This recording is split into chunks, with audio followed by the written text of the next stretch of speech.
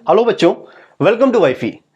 बच्चों, आज की इस क्लास में हम लोग बेसिक मैथमेटिक्स का सबसे लास्ट टॉपिक पढ़ेंगे और वो टॉपिक है इंटीग्रेशन।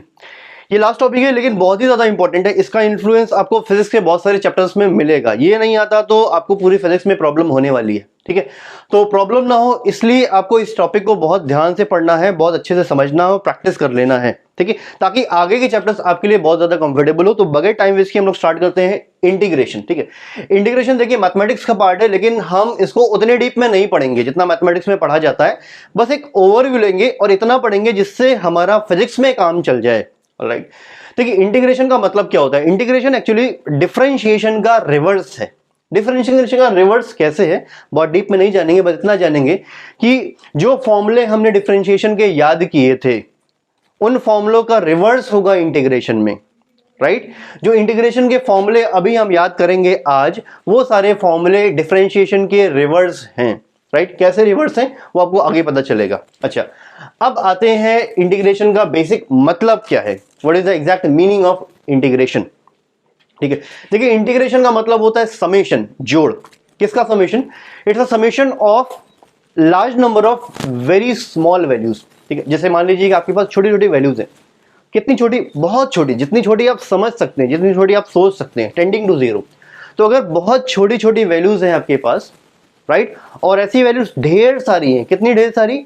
नंबर ही नहीं मालूम आपको। मतलब इतनी ज्यादा संख्या है, इतनी ज्यादा संख्या है छोटी छोटी वैल्यूज की कि आपको नहीं मालूम। जैसे कि मान लीजिए कि आप ये समझ लीजिए कि किसी डेजर्ट में, किसी रेगिस्तान में आपसे पूछा गया है कि कितने रेत के पार्टिकल्स हैं। तो रेत के पार्टिकल्स बहुत छोटे छोटे हैं। और कितने होंगे यार? वो बहुत ज्यादा है, संख्या बहुत ज्यादा होगी, हम बता नहीं सकते। राइट, तो इतनी छोटी छोटी वैल्यूज अगर बहुत ढेर सारी है तो उनको ऐड कैसे करोगे आप?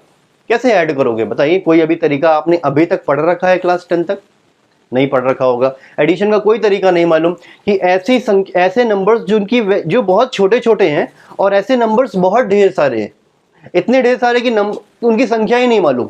राइट, तो इन सारे वैल्यूज को, छोटी छोटी वैल्यूज को हम कैसे ऐड करेंगे ये नहीं मालूम। तो इसका एक तरीका है और उस तरीके को हम बोलते हैं इंटीग्रेशन। इंटीग्रेशन का मतलब ये होता है कि अगर हमारे पास छोटी छोटी वैल्यूज हैं और ऐसी वैल्यूज ढेर सारी हैं, बहुत ढेर सारी हैं, तो इन सारी वैल्यूज को ऐड करना ही कहलाता है integration. Integration means addition of और summation of large number of very small values. ठीक है बात? अच्छा, ये जो इंटीग्रेशन है इससे हमें एक बहुत ही इंपॉर्टेंट चीज पता चलती है। ठीक है, और वो है एरिया अंडर ग्राफ। इंटीग्रेशन की हेल्प से हम एरिया अंडर ग्राफ निकाल सकते हैं, या फिर इंटीग्रेशन का दूसरा मतलब ही ये कह सकते हैं एरिया अंडर ग्राफ। ठीक है, एरिया अंडर ग्राफ कैसे, ये अभी समझेंगे कि इंटीग्रेशन से हमें एरिया अंडर ग्राफ कैसे मिलता है। Right, how integration gives us area under graph. For that, मान लीजिए कि एक फंक्शन है y is equal to f x. y is equal to f x एक फंक्शन है। ये y is equal to x square हो सकता है, एक्स क्यूब हो सकता है, y is equal to m x plus c हो सकता है, y is equal to log x हो सकता है, y is equal to tan x हो सकता है, y is equal to e raised पर एक्स स्क्वायर हो सकता है। कुछ भी y और x के बीच में कुछ फॉर्मूला हो सकता है। जनरली मैंने लिख दिया y is equal to f x और मान लेते हैं इसका ग्राफ कुछ ऐसा है। ठीक है, अब देखो मान लो, अच्छा x एक्सिस पे x की वैल्यूज है, y एक्सिस पे y की वैल्यूज है और बीच में ये ग्राफ बनाया गया है। ठीक, अब मैं क्या कर रहा हूं कि जो x की ढेर सारी वैल्यूज है उनमें से x की छोटी सी रेंज ऑफ वैल्यू निकाल लेता हूं।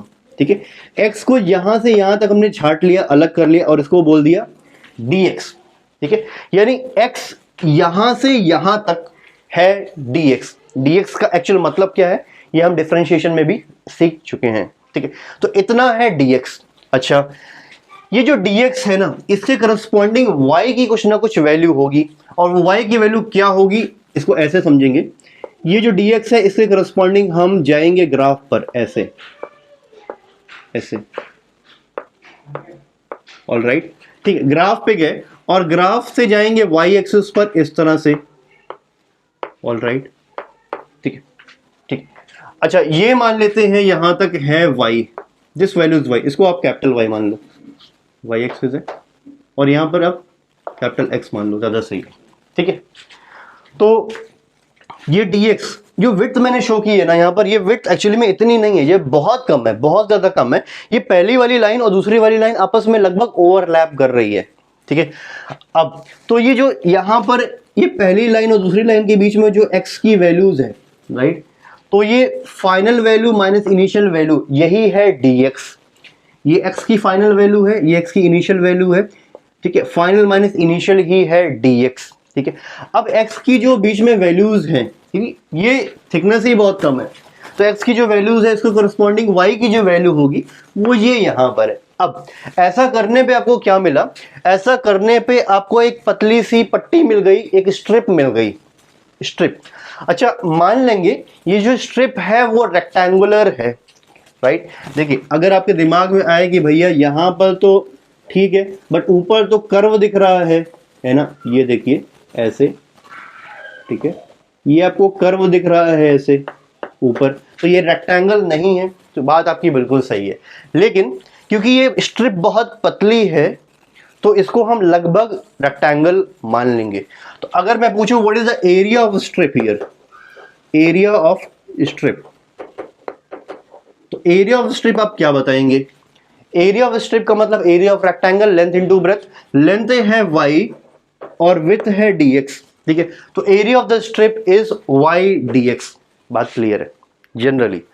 अब देखो ये जो स्ट्रिप मैंने बनाई है इसके लेफ्ट साइड में भी ऐसे ही ढेर सारी स्ट्रिप्स होंगी और इसके राइट साइड में भी ऐसे ही ढेर सारी स्ट्रिप्स होंगी, ठीक है।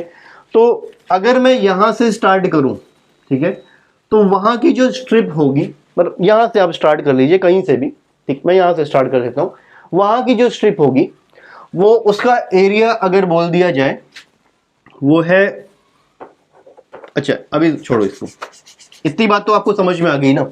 ये वाली जो स्ट्रिप है इसके लेफ्ट साइड में ढेर सारी स्ट्रिप्स है और ये जो स्ट्रिप है इसके राइट साइड में ढेर सारी स्ट्रिप्स है और सबका एरिया ऐसा ही आएगा y dx y dx y dx। लेकिन सबके लिए y की वैल्यू अलग अलग होगी।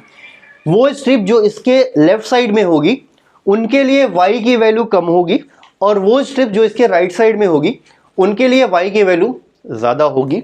तो सबका एरिया, हर स्ट्रिप का एरिया आप निकाल सकते हैं।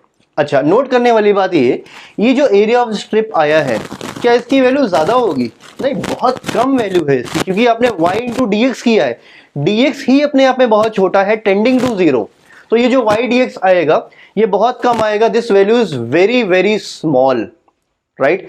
अब अगर मैं पूछूं ये जो ग्राफ है इसके नीचे जितनी भी स्ट्रिप्स हैं सबका एरिया निकाल के ऐड करना है। फिर से एक बार, ये जो ग्राफ है, ठीक है, अभी देखो मैंने ग्राफ यहां से स्टार्ट किया है, ये एक्चुअली में यहां से नहीं स्टार्ट है, ये इधर भी होगा, वो बनाया नहीं गया। अच्छा ग्राफ की एंडिंग मैंने यहां पर कर दी, तो यहां पर एक्चुअली में यहां पर एंडिंग नहीं, आगे भी होगा, तो कहां पर स्टार्टिंग है कहां पर एंडिंग है हमें नहीं मालूम, राइट। अब ये जो ग्राफ है इसके नीचे बहुत ढेर सारी स्ट्रिप्स ऐसे छोटी छोटी बना लेंगे, सबका एरिया ऐसे निकाल लेंगे और जितनी भी स्ट्रिप्स होंगी सबका एरिया बहुत ही छोटा आएगा, बहुत ही स्मॉल वैल्यू आएगी। अगर आपको ग्राफ के नीचे का टोटल एरिया निकालना है, फिर से एक बार, अगर आपको ग्राफ के नीचे का टोटल एरिया निकालना है तो ग्राफ के नीचे जितनी भी स्ट्रिप्स बनाई है आपने सबका एरिया निकाल के ऐड करना पड़ेगा। यानी कि अगर मैं पूछूं आपसे कि area under graph, area under graph, ठीक है, तो आप क्या करोगे, आप लिखेंगे y1 dx plus y2 dx plus y3 dx up till infinity. समझ पा रहे हो? जितनी भी स्ट्रिप्स हैं सबका एरिया हमने निकाल लिया और ऐड कर दिया, ठीक है। और हर स्ट्रिप का मैंने बोला कि लेंथ अलग अलग होगी, y1 y2 y3 and so on, ऐसे लिख दिया। अच्छा जितनी भी स्ट्रिप्स है सबका एरिया निकाला और ऐड कर दिया, और ऐसे कितने एरियाज होंगे, इन्फिनिट एरियाज होंगे, ये प्लस ये प्लस ये प्लस ये, क्योंकि इन्फिनिट स्ट्रिप्स है, इन्फिनिट बहुत ढेर सारी स्ट्रिप्स है, इन्फिनिट स्ट्रिप्स होंगी, तो सबका एरिया अगर ऐड करना है तो हम ऐसे ऐड करेंगे। बात क्लियर है? So these are the very small values, you can see here, these are the very small values. ये बहुत छोटी वैल्यू है, ये भी बहुत छोटी वैल्यू है, ये भी बहुत छोटी वैल्यू है, और ऐसी ढेर सारी वैल्यूज हैं। अब इनको ऐड करना है, क्या आपको कोई तरीका पता है? इसको ऐड नहीं कर पाओगे ऐसे, और इसको ऐड करने का एक ही तरीका है हमारे पास, और वो है इंटीग्रेशन। इंटीग्रेशन मीन्स समेशन और addition of large number of very small values, तो ये इंटीग्रेशन हो गया। अब देखो इंटीग्रेशन का यूज अगर हम करेंगे, मतलब इसी का एडिशन ही इंटीग्रेशन कहलाता है, राइट। अब देखो क्या करने वाले हैं हम, ये जो पूरी चीज है ऐसे लिखी हुई है, इसको शॉर्ट में कैसे लिखते हैं हम क्या लिखेंगे शॉर्ट में इसको ऐसे कि हमने y1 y2 y3 ये सब ऐसे है, तो इन जनरल हम यहां पर लिख देंगे y और फिर लिख देंगे dx, यानी सारे एक्सप्रेशंस की जगह पर हमने बस एक लिख दिया y dx, और यहां पर फिर ऐसे हम सांप लगा देंगे। सांप मतलब समझ रहे हो ना, स्नेक, सांप। तो this is the symbol for integration, ठीक है, सिंबल फॉर इंटीग्रेशन। इसको हम पढ़ेंगे इंटीग्रेशन y dx, इसको ऐसे पढ़ते हैं इंटीग्रेशन y dx। इसका प्रोनाउंसिएशन मैं लिख देता हूं यहां पर,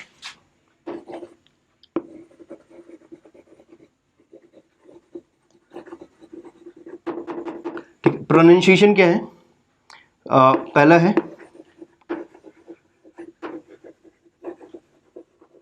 इंटीग्रेशन y dx, पहला। दूसरा है प्रोनाउंसिएशन इसका integration of y with respect to x। ये दो तरह से हम इसको प्रोनाउंस करेंगे, पढ़ेंगे इंटीग्रेशन y dx या फिर पढ़ेंगे integration of y with respect to x। इसका मतलब ये होता है ग्राफ के नीचे का जो टोटल एरिया है वो ये है इंटीग्रेशन y dx। क्या बात समझ में आई? तो इंटीग्रेशन का मतलब क्या हुआ, इंटीग्रेशन का मतलब हुआ एडिशन ऑफ और summation of large number of very small values. और इंटीग्रेशन हमें क्या देता है, it gives us area under graph. Graph की जो नीचे का एरिया होता है वो पूरा का पूरा हमें इंटीग्रेशन से पता चल जाता है। और इसको हम लिखते कैसे हैं, इंटीग्रेशन y d, ये सांप जैसा सिंबल है, ठीक है, इंटीग्रेशन y d। इतना नोट करो, फिर हम आगे बढ़ेंगे और फिर देखते हैं क्या है, ठीक है, इतना पहले नोट करिए अब, ठीक है। अब देखो जैसे इंटीग्रेशन का मतलब तो समझ में आ गया हमें, ठीक है। इंटीग्रेशन दो तरह का होता है, definite integration and indefinite integration, ठीक है, ये दो तरह का होता है। एक है इनडेफिनेट इंटीग्रेशन और दूसरा है डेफिनेट इंटीग्रेशन। दोनों का मतलब आप समझ लीजिए। देखो अगर हमें ग्राफ के नीचे का एरिया निकालना है और ग्राफ का नीचे का पूरा एरिया निकालना है, यानी ग्राफ जहां से स्टार्ट हो रहा है और ग्राफ जहां पर एंड हो रहा है, ग्राफ के नीचे का पूरा एरिया, टोटल एरिया निकालना है। अब ऐसा करने में हमें पता ही नहीं होता कि कहां से स्टार्ट करना है, कहां पर एंड करना है, क्योंकि ग्राफ की स्टार्टिंग ही नहीं पता और ग्राफ की एंडिंग भी नहीं पता। इस केस में ये ग्राफ इधर भी कहीं होगा, राइट। तो अगर इधर भी कहीं होगा, कहां से स्टार्ट हो रहा है नहीं मालूम, एग्जैक्टली नहीं मालूम। तो ग्राफ जहां से भी स्टार्ट हो रहा है, जहां पर भी एंड हो रहा है, वो दोनों हमें नहीं मालूम। और इस केस में हमें ग्राफ के नीचे का पूरा एरिया निकालना है, राइट। तो यहां पर स्टार्टिंग पॉइंट नहीं मालूम कि एरिया निकालना कहां से स्टार्ट करना है, और एंडिंग पॉइंट भी नहीं मालूम कि कहां तक हमें एरिया निकालना है, यानी कि ग्राफ के नीचे का पूरा एरिया निकालना है, पूरा का पूरा एरिया निकालना है। लेकिन कहां से स्टार्टिंग हो रही है और कहां तक से एंडिंग हो रही है, वो जैसे कि मान लीजिए कि अगर मैंने बोला कि आप एरिया भैया देखो यहां से लेकर, ठीक है, ये इतना निकालो, ये पूरा एरिया, ये पूरा एरिया, तो ये स्टार्टिंग है और ये एंडिंग है, ठीक है। यहां से एरिया लेना स्टार्ट किया और यहां पर एंड कर दिया, तो यहां पर स्टार्टिंग और फाइनल एंडिंग पॉइंट पता है हमको। तो इस तरह का इंटीग्रेशन एक्चुअली डेफिनेट इंटीग्रेशन कहलाता है। लेकिन अगर हमें स्टार्टिंग पॉइंट एंडिंग पॉइंट नहीं पता, तब इंटीग्रेशन कहलाएगा indefinite integration. Indefinite integration, indefinite integration में हम ग्राफ के नीचे का पूरा एरिया निकालते हैं, लेकिन कहां से स्टार्ट किया, कहां पर एंड किया, ये नहीं मालूम। अच्छा, डेफिनेट इंटीग्रेशन में क्या होता है कि इसमें भी हम एरिया अंडर द ग्राफ निकालते हैं, लेकिन जो एरिया अंडर ग्राफ होता है विद इन स्पेसिफाइड बाउंड्री होता है। जैसे कि एक लाइन ये खींची और दूसरी लाइन ये खींची, ग्राफ के नीचे ही वर्टिकल लाइन खींची और बोला कि इतना पूरा एरिया निकालो। तो अभी हमें पता है कि एरिया निकालना यहां से स्टार्ट करना, यहां पर एंड करना है, ठीक है। तो इस तरह का इंटीग्रेशन कहलाता है डेफिनेट इंटीग्रेशन, यानी इसमें स्टार्टिंग और एंडिंग पता है। अब एग्जैक्टली डिटेल में अभी थोड़ी देर में हम इसके बारे में पढ़ेंगे, फिलहाल आपको इतना ही जानना है, ठीक है। अब अभी हम स्टार्ट करने वाले हैं इनडेफिनेट इंटीग्रेशन। ठीक है, इसके बारे में हम डिटेल में डेफिनेट के बारे में पढ़ेंगे आगे, लेकिन अभी स्टार्ट करते हैं इनडेफिनिट इंटीग्रेशन। पहले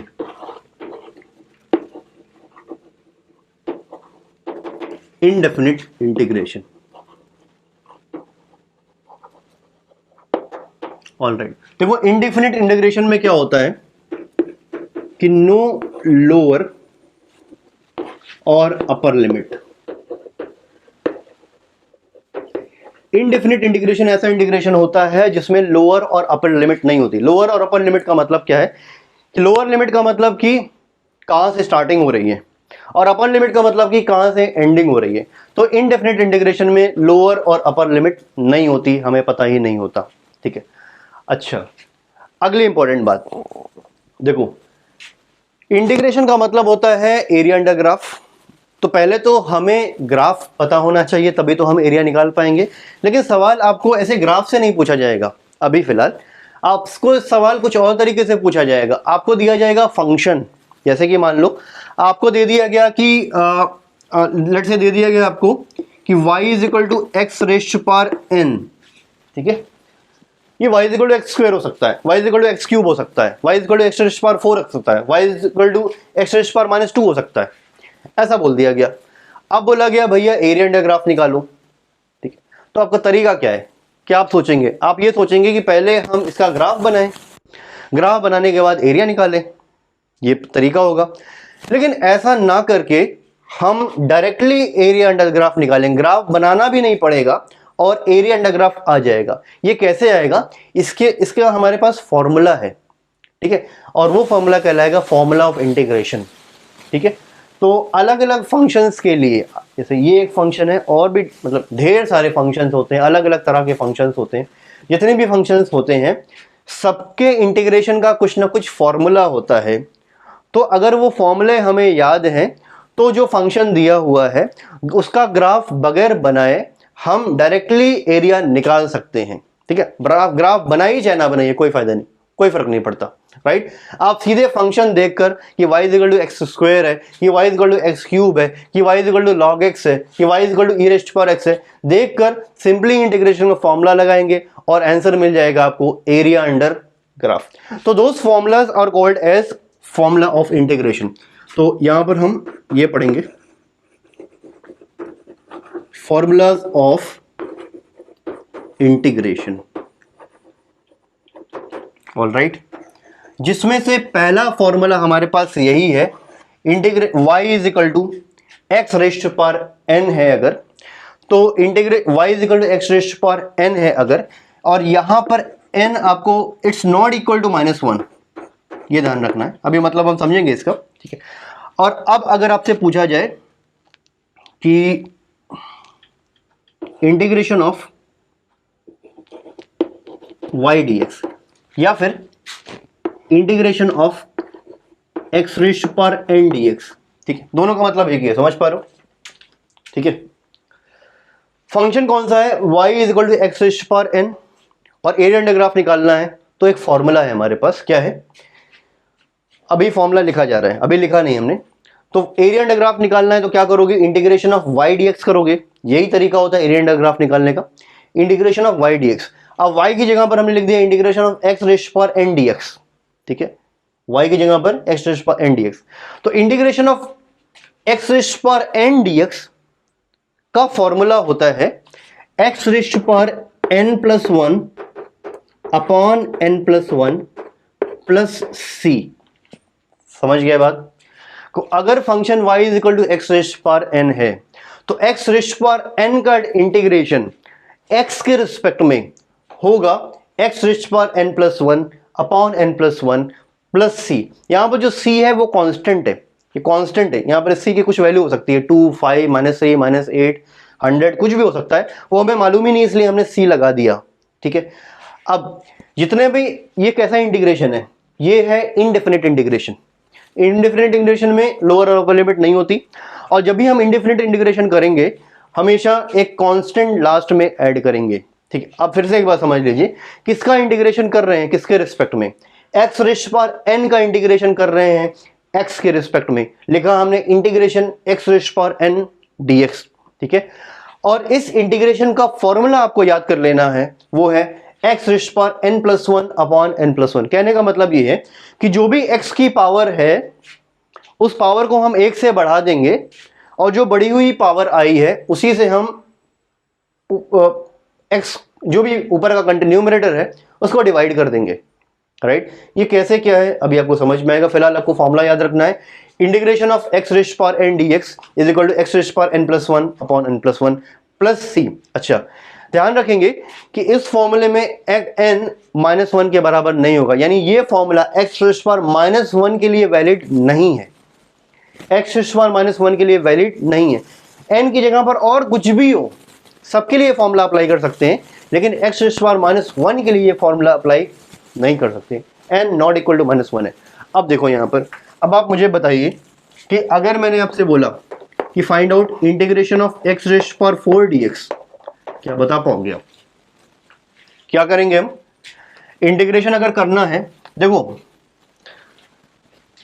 इसका इंटीग्रेशन करना था, ठीक है, तो जब हम फॉर्मूला अप्लाई कर देंगे तो इंटीग्रेशन साइन का हटा देंगे।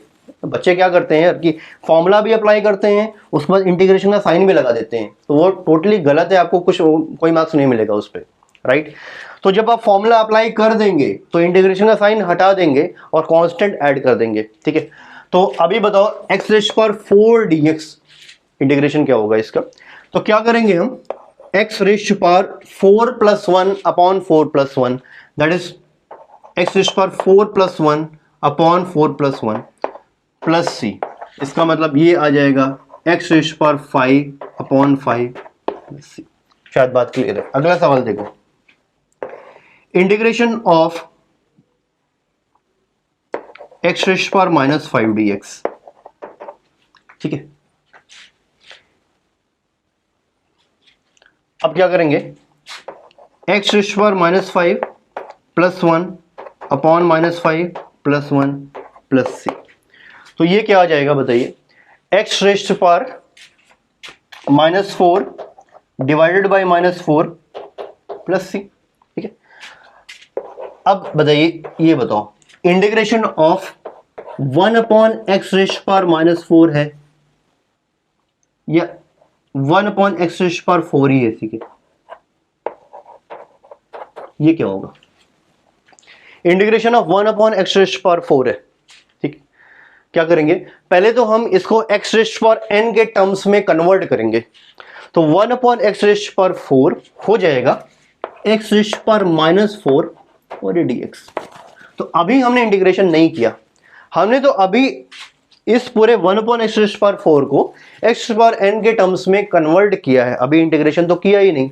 अब इंटीग्रेशन करेंगे, अगर अब इंटीग्रेशन करेंगे तो आप बताइए क्या हो जाएगा, x रेस्ट पर -4 plus 1 upon -4 plus 1, that means it will become x raised पर -3 अपॉन -3 प्लस c, ठीक है। शायद इतना बताने की जरूरत नहीं है, अपने आप आपको समझ में आ रहा होगा, राइट।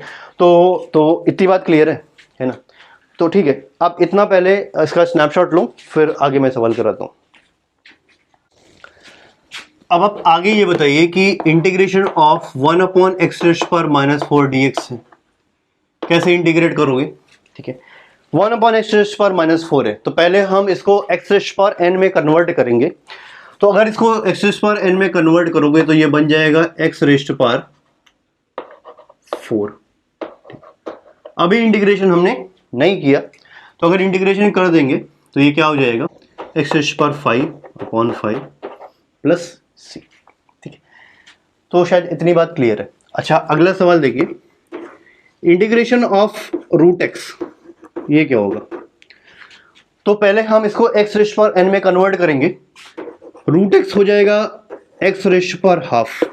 अभी इंटीग्रेशन नहीं किया, अब इंटीग्रेशन करेंगे, तो बताइए x रेस्ट पर हाफ का इंटीग्रेशन क्या होगा, x रेस्ट पर 1/2 प्लस 1 अपॉन 1/2 प्लस 1, तो 1/2 में 1 ऐड करोगे तो आ जाएगा 3/2, और इसी 3/2 से आप डिवाइड, यानी x की जो नई पावर होगी ना उसी से डिवाइड करना है बस।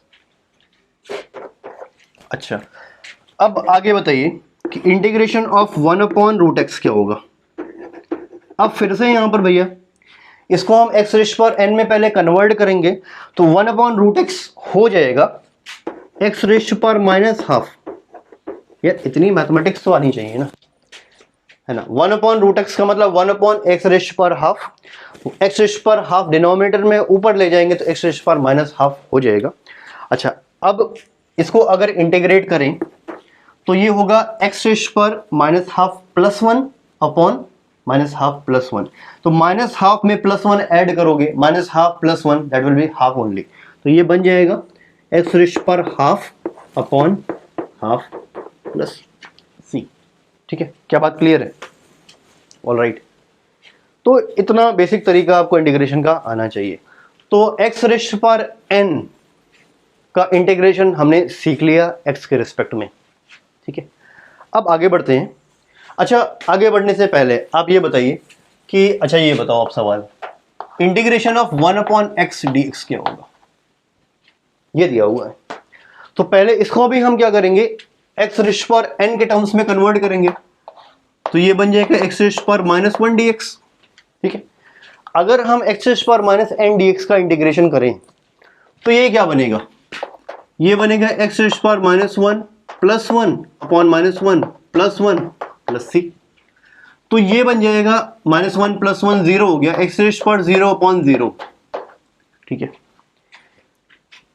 ये जो आया है राइट, ये कोई डिफाइंड टर्म नहीं है, ये डिफाइंड टर्म नहीं है। ठीक है, इसको आप एब्सर्ड वैल्यू बिल्कुल बोल सकते हैं राइट। तो अच्छा, ये एब्सर्ड वैल्यू जो आई है वो इसलिए आई है क्योंकि हमने गलत इंटीग्रेशन कर दिया। आप ये देखिए कि यहां पर हमने इंटीग्रेशन किया है एक्स रेस्ट पर -1 का, एक्स रेस्ट पर -1। और आप याद करिए, बताया गया था इंटीग्रेशन में x raised power n dx का इंटीग्रेशन जो भी होता है उसमें n-1 के बराबर नहीं होना चाहिए। तो यहां पर हमने जो इंटीग्रेशन किया है उसमें n की वैल्यू -1 है, जो कि ये गलत है। ठीक है, इसलिए हमने फॉर्मूला ही गलत लगा दिया, फॉर्मूला ही बिल्कुल गलत लगाया।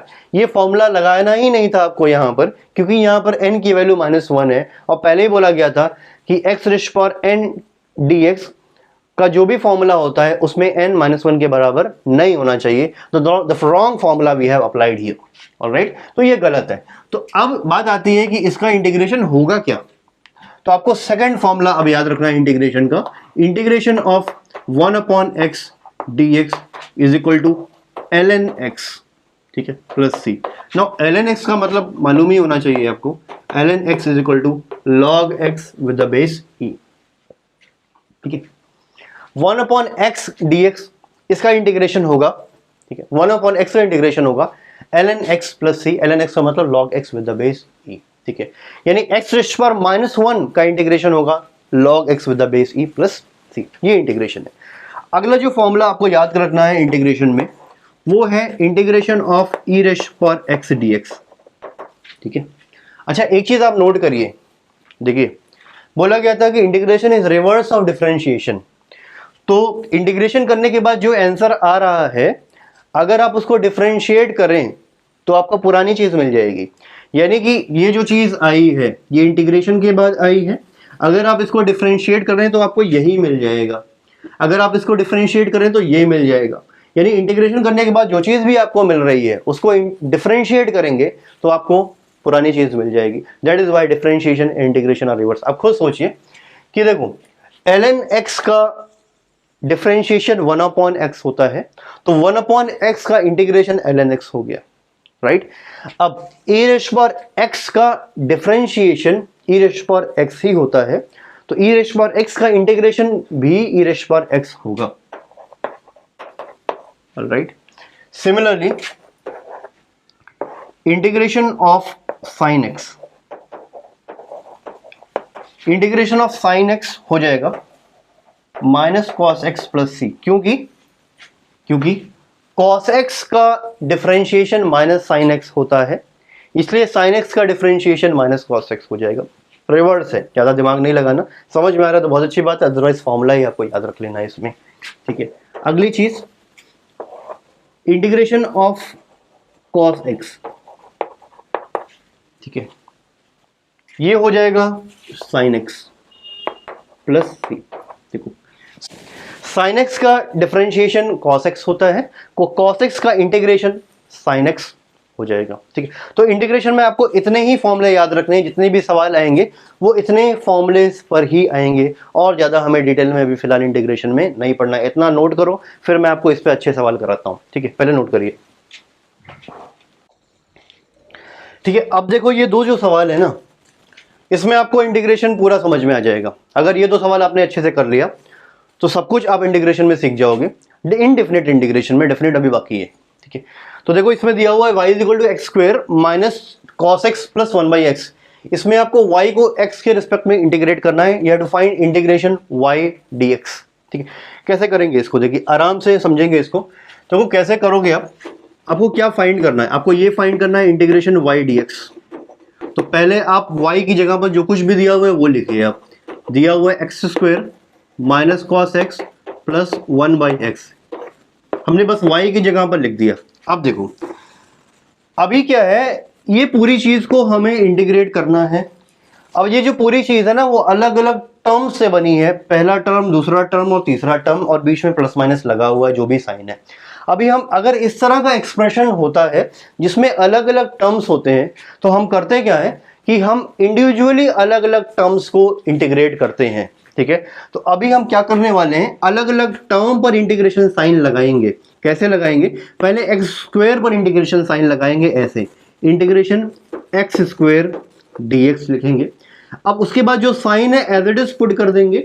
अब इस पे इंटीग्रेशन का साइन लगाएंगे cos x dx, फिर जो साइन है एज इट इज लिख देंगे, और फिर लिखेंगे इंटीग्रेशन 1/x। अभी इंटीग्रेट नहीं किया है हमने। ठीक है, अब बस खाली हमने ये शो किया है कि इंटीग्रेशन हमें इंडिविजुअल टर्म का अलग अलग करना है एज इट इज, इस तरह से जैसे लिखा गया है। अब हमारे लिए आसान है इंटीग्रेट करना। देखिए इंटीग्रेशन एक्स स्क्वायर dx क्या हो जाएगा, ये हो जाएगा x³ बन जाएगा प्लस कांस्टेंट। तो लेट्स से कि यहां पर मैंने लगा दिया। अच्छा, आप बस इमेजिनेशन में रखो, अभी मैं लिख नहीं रहा हूं क्योंकि हमें लिखना नहीं है एक्चुअली में। बस आप याद रखिए कि यहाँ पर कांस्टेंट मैंने प्लस C1 लगा दिया। चलिए लगा ही देते हैं, यहाँ पर प्लस C1 लगा दिया, नो इशू। अच्छा, ये साइन है माइनस। ठीक, अच्छा इंटीग्रेशन cos x dx क्या होगा, cos x का इंटीग्रेशन अभी हमने याद किया था कि ये होता है sin x,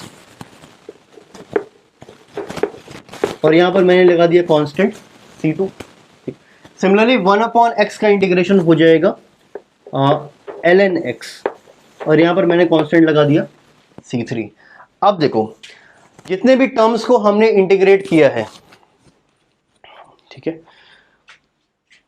सब में साथ में कांस्टेंट ऐड किया है। ये भी कांस्टेंट, ये भी कांस्टेंट, ये भी कांस्टेंट। देखिए यहां पर C1 plus C2 plus C3 करोगे तो आपको एक नया कांस्टेंट मिल जाएगा, एक new constant you will be getting, right, by adding C1 plus C2 plus C3। So what we are going to do here is, आपको हर टर्म में कांस्टेंट नहीं लगाना है, बल्कि लास्ट में एक सिंगल कांस्टेंट लगा देना है। यानी कि ये C3 को हटाकर और ये C2 को हटाकर और ये C1 को हटाकर, इस तरह से आपको फाइनली बस एक कांस्टेंट लगा देना है plus C। This plus C is just the summation of the constants which you have added earlier. ठीक है, तो इस तरह से इसको इंटीग्रेट किया, इसको इंटीग्रेट किया, इसको इंटीग्रेट किया, और जो भी साइन है उसको लगाते गए, और लास्ट में सिंगल कांस्टेंट हमने ऐड कर दिया। बस इतना करना है आपको। क्या इतनी बात समझ में आई आपको? देखिए, ऑलराइट, ठीक है, hope this much is clear to you. आगे बढ़ते हैं। तो कोई ये वाला जो सवाल है इसमें देखिए कि ये तो और भी आसानी है, वैसे ही है। आपको क्या करना है, you have to evaluate this. Evaluate का मतलब कि जो भी अंदर लिखा हुआ है उसका इंटीग्रेशन करना है एक्स के रिस्पेक्ट में। देखिए ये सवाल और ये सवाल तो बिल्कुल सेम है ना, एक जैसा ही है, तो कर लेंगे हम, वैसे ही करेंगे। इस चीज को अगर हमें इवैल्यूएट करना है तो हम क्या करने वाले हैं कि पहले तो देखिए मैं यहीं से सॉल्व करना शुरू करता हूं।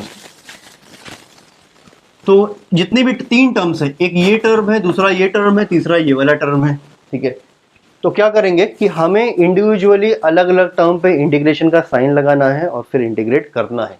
कैसे करेंगे, देखिए क्यूब रूट एक्स है और ये 2 sin x है और ये 1/x है। अभी हम करेंगे क्या कि लिखेंगे integration cube root x dx, ठीक है, फिर प्लस साइन लगाया, फिर लिखा इंटीग्रेशन 2 sin x dx, फिर प्लस साइन लगाया, लिखा इंटीग्रेशन 1/x dx।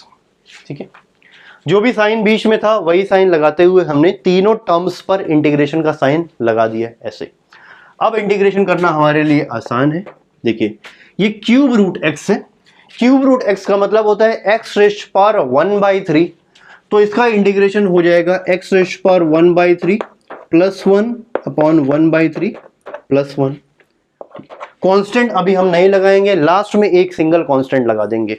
अच्छा, अब ये देखो इंटीग्रेशन 2 sin x dx, इसमें थोड़ा सा आपको सीखना है कि जो 2 है ना ये कांस्टेंट है, और कांस्टेंट को हम इंटीग्रेशन साइन के बाहर लगा कर देंगे, जैसे हम डिफरेंशिएशन में किया करते थे। ठीक है, तो ये जो 2 है ना इसको बाहर कर देंगे एज इट इज, और ये हो जाएगा 2 इंटू इंटीग्रेशन साइन dx।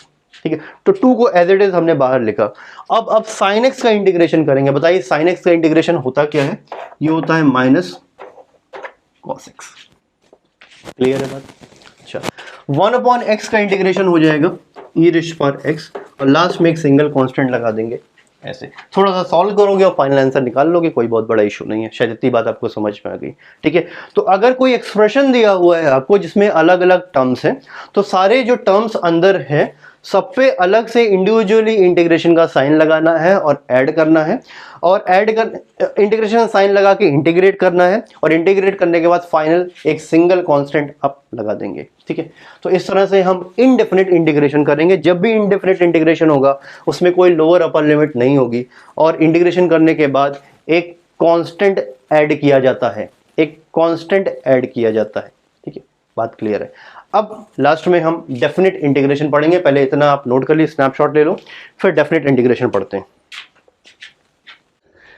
ठीक है, अब देखो डेफिनेट इंटीग्रेशन। ठीक है, डेफिनेट इंटीग्रेशन का मतलब ये हो गया कि डेफिनेट इंटीग्रेशन ऐसा इंटीग्रेशन जिसमें हमें छोटी छोटी ढेर सारी वैल्यूज ऐड करनी है, और इसमें कौन सी पहली वैल्यू है और कौन सी आखिरी वैल्यू है ये हमें पता है। ढेर सारी वैल्यूज है हमारे पास, छोटी छोटी ढेर सारी वैल्यूज है, इन्फिनिट वैल्यूज है, लेकिन कौन सी पहली वैल्यू है और कौन सी लास्ट वाली वैल्यू है ये हमें पता है। राइट, ये कहलाता है डेफिनेट इंटीग्रेशन। अच्छा, डेफिनेट इंटीग्रेशन हमें एरिया अंडर ग्राफ देता है, लेकिन ये जो एरिया अंडर ग्राफ होता है, this area is with in specified boundary. जैसे कि मान लीजिए कि एक फंक्शन है, उसका ग्राफ है ये। ठीक है, एक बाउंड्री हो गई ये वाली, दूसरी बाउंड्री हो गई ये वाली, इन दोनों बाउंड्रीज के बीच का जो एरिया है that will be area under graph. Right, और this area under graph could be found with definite integration. ठीक है, क्योंकि ये जो इंटीग्रेशन करेंगे एरिया अंडर ग्राफ निकालने के लिए, इसमें हमें स्टार्टिंग पॉइंट पता है। स्टार्टिंग पॉइंट का मतलब होता है लोअर लिमिट। राइट, और इसमें एंडिंग पॉइंट भी पता है, और एंडिंग पॉइंट का मतलब होता है अपर लिमिट। ठीक है, तो ये जो स्टार्टिंग पॉइंट है वो है x बराबर a, और एंडिंग पॉइंट है x बराबर b। तो x बराबर a कहलाएगा लोअर लिमिट, और x बराबर b कहलाएगा अपर लिमिट। यानी डेफिनेट इंटीग्रेशन में, डेफिनेट इंटीग्रेशन ऐसा इंटीग्रेशन होता है जिसमें हमें स्टार्टिंग पॉइंट और एंडिंग पॉइंट पता होता है। कहां से इंटीग्रेशन स्टार्ट करना है और कहां पर एंड करना होता है ये पता होता है। जैसे कि ये अगर यहां पर एरिया अंडर ग्राफ निकालना है, तो एरिया कहां से निकालना है, स्टार्ट करना है, कहां पर एंड करना है, ये हमें पता है। तो इस तरह का इंटीग्रेशन कहलाएगा डेफिनेट इंटीग्रेशन। डेफिनेट इंटीग्रेशन, तो डेफिनेट इंटीग्रेशन में लोअर और अपर लिमिट होगी, स्टार्टिंग और एंडिंग पॉइंट होगा, लोअर और अपर लिमिट होगी, और ये जो डेफिनेट इंटीग्रेशन होगा, राइट, ये हमें area under graph with in specified boundary देगा। ठीक है, एक बार फिर से, डेफिनेट इंटीग्रेशन में लोअर और अपर लिमिट होगी, स्टार्टिंग और एंडिंग पॉइंट होगी, और ये जो डेफिनेट इंटीग्रेशन होता है वो हमेशा एरिया अंडर ग्राफ देगा हमें। कैसा एरिया अंडर ग्राफ? जिसकी बाउंड्री फिक्स्ड है। ठीक है, this will be giving the area under graph with in specified boundary. Graph के नीचे का एरिया पता चलेगा, और वो एरिया दो बाउंड्रीज के बीच का होगा। ये एक बाउंड्री, ये दूसरी बाउंड्री, तो बाउंड्रीज के बीच का एरिया ये मिलेगा हमें। किससे मिलेगा? ये हमें मिलेगा डेफिनेट इंटीग्रेशन से। ठीक है, इसमें कोई भी कांस्टेंट ऐड नहीं करेंगे इंटीग्रेशन करने के बाद, है ना, कोई कांस्टेंट ऐड नहीं करेंगे। क्यों नहीं ऐड करेंगे अभी आपको थोड़ी देर बाद समझ में आएगा। अच्छा, अब जो डेफिनेट इंटीग्रेशन होता है वो कैसे होता है, मान लीजिए कोई फंक्शन है y is equal to f x और इसी का ये ग्राफ बनाया गया है और हमें इंटीग्रेट करना है y dx, ठीक है, यानी हमें एरिया अंडर ग्राफ निकालना है, तो हम यही तो लिखेंगे इंटीग्रेशन y dx, इसी का तो मतलब होता है एरिया अंडर ग्राफ। लेकिन ये जो एरिया अंडर ग्राफ है उसका कुछ स्टार्टिंग है कुछ एंडिंग है, कुछ स्टार्टिंग पॉइंट कुछ एंडिंग पॉइंट, एक लोअर लिमिट और एक अपर लिमिट। तो हम क्या करेंगे, जो लोअर लिमिट है उसको यहां नीचे रखेंगे सांप के नीचे, और जो अपर लिमिट है वो सांप के ऊपर ऐसे लिखेंगे, ठीक है। अब ये जो a और b है ये एक्चुअली में x की स्टार्टिंग वैल्यू है और x की एंडिंग वैल्यू है, ये ध्यान रखिएगा। ये क्या लिखा था, इंटीग्रेशन y dx, तो इंटीग्रेशन x के रिस्पेक्ट में कर रहे हैं, तो x की इनिशियल वैल्यू और x की फाइनल वैल्यू रखोगे, ध्यान रखना, ठीक है। क्या फिर से मैंने बोला, इंटीग्रेशन y dx कर रहे हो, यानी कि ये आपको एरिया अंडर ग्राफ बता रहा है, ठीक है। एरिया अंडर ग्राफ जो है उसकी कुछ स्टार्टिंग और एंडिंग पॉइंट है, तो स्टार्टिंग और एंडिंग पॉइंट किस टर्म्स में है, ये जो जिसके रिस्पेक्ट में डिफरेंशिएशन कर रहे हैं x, उसकी इनिशियल और उसकी फाइनल वैल्यू आप रखोगे, यानी ये x की इनिशियल वैल्यू है और ये x की फाइनल वैल्यू है। अब देखो इसको इंटीग्रेशन, इसका इंटीग्रेशन करेंगे, जो भी स्टैंडर्ड फॉर्मूला आपने याद रखा है अभी y x पर n का या sin x cos x, जो भी अभी फॉर्मूला आपने याद रखा है वही फॉर्मूला लगाते हुए इंटीग्रेशन कर देंगे। तो मान लेते हैं इंटीग्रेशन करने के बाद आपका आंसर आता है i, ठीक है। जो भी फॉर्मूला अभी आपने याद रखा है वही फॉर्मूला लगाकर आप इंटीग्रेशन करेंगे और मान लेते हैं कि आंसर आता है i। अब क्या करोगे, ये i जब आया आंसर, इसमें कांस्टेंट पहली बात नहीं ऐड करेंगे, मान लीजिए चलिए ऐड कर भी दिया तब भी कोई दिक्कत नहीं है, ठीक, ऐड कर भी दिया और आंसर आ गया। अब वो आंसर जो है वो फाइनल नहीं है, क्या करेंगे हम, जो भी आंसर आया है उसमें जहां पर x है x की जगह पर अपर लिमिट रख देंगे b, यानी जो भी आंसर है उसमें x की जगह पर b रखेंगे और फिर माइनस साइन लगाएंगे और फिर x की जगह पर a रख देंगे, ठीक है। आंसर आया i, उस आंसर में कहीं ना कहीं x होगा, x की जगह पर b रख देंगे, माइनस साइन लगाएंगे, फिर उसी में x की जगह पर a रख देंगे। इसका मतलब आपको ऐसे समझ में आएगा, देखिए मान लीजिए कि इंटीग्रेशन x रेशो पर 5 dx दिया हुआ है फ्रॉम 1 to 2, ऐसे दिया हुआ है, ठीक है। अब जो स्टैंडर्ड फॉर्मूला इंटीग्रेशन का याद है वो अप्लाई कर दो। क्या अप्लाई करोगे, x रेशो पर 5 का इंटीग्रेशन हो जाएगा x रेशो पर 6/6, ठीक है। अच्छा, कांस्टेंट नहीं ऐड करेंगे इसमें, कांस्टेंट ऐड कर देंगे तब भी कोई दिक्कत नहीं है, ऐड नहीं करेंगे फिलहाल, ठीक है। अभी क्यों नहीं ऐड करेंगे अभी मैं बताता हूं आपको। अब इंटीग्रेशन करने के बाद हमने कांस्टेंट ऐड नहीं किया, अब क्या करना है, यहां तक कहानी खत्म नहीं होती है। इसके बाद हमें ऐसे बड़ा सा स्क्वायर ब्रैकेट लगाना है, बड़ा सा स्क्वायर लगाने के बाद राइट साइड में नीचे लोअर लिमिट लिखेंगे और अप साइड में ऊपर, यहां पर राइट साइड में अपर लिमिट लगेंगे, ऐसे। ये लिखने का तरीका, इसमें कोई भी गलती नहीं करनी है आपको। ये लोअर लिमिट यहां लिखी जाएगी और ये अपर लिमिट वहां लिखी जाएगी। अब क्या करेंगे, अब देखो जो स्क्वायर ब्रैकेट के अंदर है वहां पर x दिख रहा है आपको, ठीक है। जहां पर x है वहां पर पहले अपर लिमिट रख दोगे x की जगह पर, तो x रेश पर 6/6 है, इसकी जगह पर हमने 2 रेश पर 6/6 लिख दिया, कोई दिक्कत नहीं। x की जगह पर अपर लिमिट रख दी, कोई दिक्कत नहीं, ठीक। इसको आप सिंपल ब्रैकेट में ऐसे बंद कर दीजिए, ठीक है। और फिर अब लगाएंगे माइनस साइन, माइनस साइन जरूरी है, माइनस साइन। फिर से उसी ब्रैकेट पे फोकस करेंगे और जहां पर x है वहां पर लोअर लिमिट रख देंगे, यानी हम लिख देंगे यहां पर 1/6/6, ये है। जो भी इंटीग्रेशन आया है उसमें x की जगह पर अपर लिमिट रखा, माइनस साइन लगाया, फिर उसी में x की जगह पर लोअर लिमिट रखा है। अब फाइनली आपके ऊपर सॉल्व करना है, ये 264/6 आ जाएगा। देखिए सॉल्व कर लो, ये आई थिंक 64/6 माइनस ये 1/6 आ गया, तो आई थिंक ये 63/6 आ जाएगा, है ना। एक बार चेक कर लीजिए इसको, ये 2�6 64 हो जाएगा, ठीक है। और राइट यही आएगा, ठीक है। तो होप कि आपको ये तरीका डेफिनेट इंटीग्रेशन का आ गया, आप इतना सीख लिए हैं, ठीक है। अच्छा राइट, इतनी बात क्लियर है। थोड़ा सा मैं 1-2 सवाल आपको और प्रैक्टिस करा दे रहा हूं, पहले इतना आप कॉपी कर लो, ठीक है। देखो डेफिनेट इंटीग्रेशन में 3 सवाल, ये आपने कर लिया, डेफिनेट इंटीग्रेशन बिल्कुल पक्का हो जाएगा। पहला सवाल देखो, integration of 2e⁻x dx from 1 to 2, इसको पढ़ेंगे ऐसे, from 1 to 2, lower limit 1 upper limit 2। ठीक है, पढ़ने का तरीका है integration 2e⁻x dx from 1 to 2। कैसे करेंगे इसको, पहले तो स्टैंडर्ड फॉर्मूला अप्लाई कर देंगे। देखिए 2 है, ये बाहर कर देंगे, 2 कांस्टेंट है, बाहर कर देंगे, तो ये आ जाएगा 2e⁻x का इंटीग्रेशन e⁻x हो गया, तो 2e⁻x का इंटीग्रेशन 2e⁻x ही आएगा बस। अब इंटीग्रेशन करने के बाद हम स्क्वायर ब्रैकेट लगाएंगे, स्क्वायर ब्रैकेट लगाने के बाद लोअर लिमिट रखेंगे, अपर लिमिट रखेंगे, फिर क्या करेंगे, इसी फॉर्मूले में जहां पर x दिखा, इसी एक्सप्रेशन में इंटीग्रेट करने के बाद जहां पर x दिखा है वहां पर 2 रख देंगे, अपर लिमिट ऐसे 2a⁻2।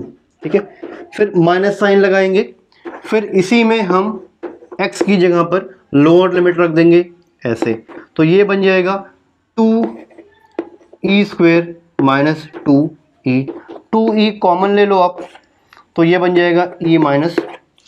ठीक है, सिंपल तरीके से। अच्छा, एक बात मैं बताना भूल गया था कि कांस्टेंट क्यों नहीं लगाते हैं। देखो, अगर आप यहां पर 2e⁻x प्लस c लिखते है ना, प्लस c लिखते, तो और अपर और लोअर लिमिट जब रखते तो इस वाले ब्रैकेट में भी प्लस c आता और इस वाले में भी प्लस c आता।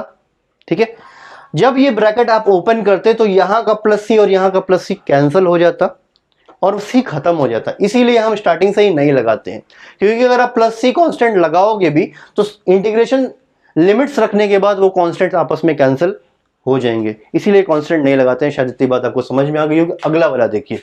ठीक है, देखो इसको अगर इंटीग्रेट करूं तो cos x का इंटीग्रेशन क्या होता है, cos x का इंटीग्रेशन हो जाएगा sin x, लिमिट्स रखेंगे -π/2 से π/2। अब यहां पर क्या रखेंगे, sin x, x की जगह पर अपर लिमिट रख देंगे, लिखेंगे sin π/2। ठीक है, माइनस साइन, फिर sin की जगह पर -π/2 रख देंगे। ऑलराइट, बात क्लियर है। तो जो इंटीग्रेशन करने के बाद जो कुछ भी आया वहां पर x की जगह पर अपर लिमिट, फिर माइनस साइन लगाया, फिर उसी में x की जगह पर लोअर लिमिट। अब देखो यहां पर ये है sin π/2 यानी sin 90 माइनस, ये है sin -π/2। याद करिए आप, थोड़ा सा आपको यहां पर रिकॉल करना पड़ेगा। ट्रिग्नोमेट्री में हमने पढ़ा था sin -θ माइनस sin θ के बराबर होता है, tan -θ माइनस tan θ के बराबर होता है, लेकिन cos -θ, ठीक है, cos θ के बराबर होता है। मैं यहां पर नीचे लिख दे रहा हूं। ठीक है, ये है sin -θ माइनस sin θ के बराबर, tan -θ माइनस tan θ के बराबर, और cos -θ ये cos θ के बराबर होता है। ये आपको ट्रिग्नोमेट्री में पढ़ाया गया था।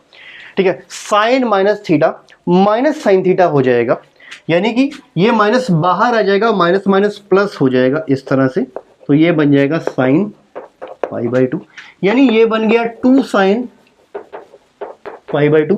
अब बताइए sin π/2 क्या होता है। sin π/2 मतलब sin 90, और sin 90 की वैल्यू होती है 1, तो 2 × 1 दिस विल बिकम 1। ठीक है, सिंपल कैलकुलेशन। अच्छा, ये देखिए आप यहां पर क्या करेंगे, इंटीग्रेशन sin x dx है, sin x का इंटीग्रेशन होता है माइनस cos x, और ये लिमिट्स रखेंगे हम -π/2 ऊपर और π/2 नीचे, कांस्टेंट कुछ नहीं लगाएंगे।